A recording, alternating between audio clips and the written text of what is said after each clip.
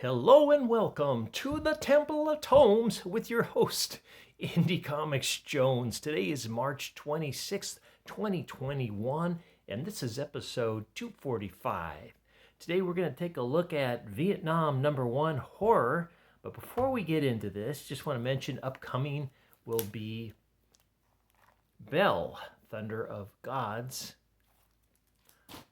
We'll also be doing a Marvel previews of the #1s and also Diamond previews. These are both Marvel and Diamond. These are books coming out in June. So we'll give you a quick pick of the #1s coming out, and you can run down to your LCS and put in a save for those copies so you don't miss out. But right now we're going to take a look at Vietnam #1 horror. This is from Behemoth. Behemoth meaning very big. And what we've got here is this tattered American flag with a soldier, a U.S. soldier in front who's obviously needs a little food. This was a pretty freaky comic, I must admit. I was I just read Rabid World the other night, maybe yesterday, and that was very intense. This is intense as well. Dark and moody all the way through. It's relentless. It doesn't let up, and you start feeling all this sticky, dirty, mosquito bites and everything when you're reading this. It's really, really immersive. Okay, let's take a look to see who worked on this. They don't really say who's who on this, but we have Massimo Rossi, not sure, Vito Coppoloa, and that's the two names that are given here. This is a work of fiction, unless otherwise indicated. Okay, so we start off with these two GIs. It is Vietnam. It doesn't really give a year or anything, but I'm assuming it's 68, 69, somewhere in there. And their two are kind of on patrol out a ways, and they're coming back in, and they're just talking about, one of them's discussing a dream that he keeps having over and over, and in the meantime the mosquitoes are thick and they're biting them, and they're just kind of dirty and grimy and sweaty and everything else. And it just talks about the sea that he'd like to see that he's never seen, but it's in this dream. And he just talks about the horrible things that happen in this dream. And when it gets to the end, the other guy says, you know what? I'm having the same dream. And it's like, should we tell the major? Because they think this place is dangerous. And they say, we'll wait and see.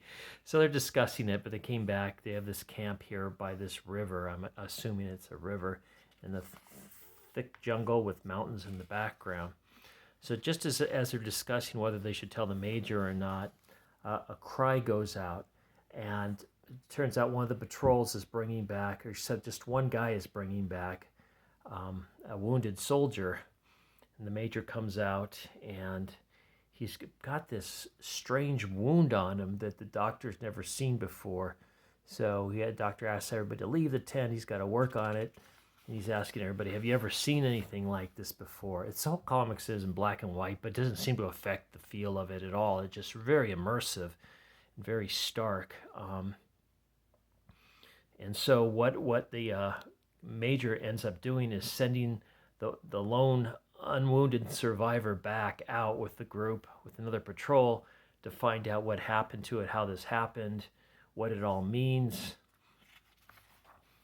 And so this patrol goes out. They really don't want to go. They'd rather just like stay back, but they lost two other members, Kennedy and Richardson. They're not quite sure what happened to them. So this Howard guy is kind of this machismo, he wants to just come back and find his guys basically really badly, but he's got a few issues of his own. So they come into this village here, and apparently Howard has massacred, or his group has massacred this family and strung them up. And he says, well, they wouldn't give us any water, so we figured they were the enemy. So they obviously did some atrocities there. So in the meantime, they keep cutting through the woods. They see these strange things in the trees that look like origami. And they keep moving on. And finally they go, this is where it happened. And there's this hole underneath this tree, and it's a tunnel. And they say, yeah, they come out of the tunnels. They grabbed Richardson and shot him in the leg, grabbed him and pulled him in there. And Kennedy is in there too, and they're probably dead. So they move on. They keep moving on through the jungle. They find another tunnel. And he said, they're all over the place. These guys are desperate. We can't get them, but it's just a really good story. So they keep moving on. Suddenly there's this fog comes up. It just makes things even more treacherous. They feel like they're being watched and everything. And Howard, who's leading the group here, he accidentally steps in a trap, falls to the spiked, spiked trap. And so he's kind of stuck there. And now they feel like they're really in trouble because he's making all this noise. They just know that if they got to do something quick or else they're going to be in trouble. So they try to get him out. They're pulling on him. They can't get him off the stakes. It's really gruesome. He's just,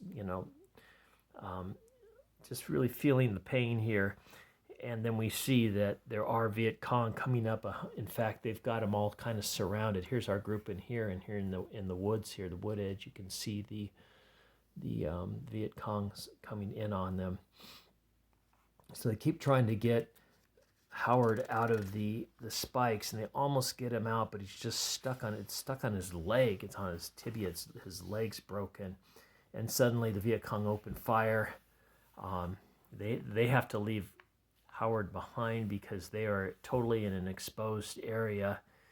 And while they pick off some, they're unable to get the rest, so they kind of they're trying to get back to camp at this point, or else it's a lost cause. And they come to this kind of cliff, and then they see where the last patrol ended up. It's kind of like a dumping ground of the bodies, so it's kind of a trap for any patrol going in there. And so we're kind of left right here, because suddenly we go to the dream that these guys have been having. And talk about walking through the woods, and he sees these shadowy creatures, and he runs, and he's just running as fast as he can for the sea that's just ahead. Across the beach is long. He talks about running by all these dead fish that smell, and crabs, and he just keeps running, and there's eclipse going on. This is part of the whole dream, and he sees the ocean there, and he knows that the shadowy figures won't follow him into the ocean. So as these things come after him, he just goes ahead and dives into the water. And you can see them kind of chasing after him. And a wave comes, and he dives into the wave and disappears. And that's the way the dream of the other guy was too. So this actually turns out to be the Major's dream. So he actually, just like the other guys, he said, after he had this dream, he said, I peed my pants. So so all the people in the group are having the same dream. Now, I'm assuming that he went to sleep once he set the patrol off. The Major's was trying to get some shut-eye real quick, and he had the dream, while the other guys are still stuck in the jungle. So this has been was a really terrifying read for me. I mean, it's really in-depth. The dialogue, the back and forth is real good, very strong. So it is a recommend for me. If you like Vietnam stories and horror stories, I think you'll enjoy this, because there's definitely something going on in here. And I don't know if it's just the mental anguish the soldiers are experiencing, or if it is an actual phantom that they have to worry about in the future. But right now, they are in a lot of trouble, a lot of challenges ahead for them. So, thanks for stopping by with me. This is a #1, by the way. I don't know if I mentioned that. #1 in the series. As always, please please subscribe if you haven't. Please leave comments. And we'll see you next time at the Temple of Tomes. Probably another video or two going up tonight. And I've got a lot more to go. So thanks for stopping by. Hey, and thanks for subscribing, because there's a number of you are new. And just over March has been a good month for me. I actually built up a few more subscribers very quickly. So I appreciate that. As always, thanks for stopping by the Temple of Tomes. This is Indie Comics Jones bidding you adieu.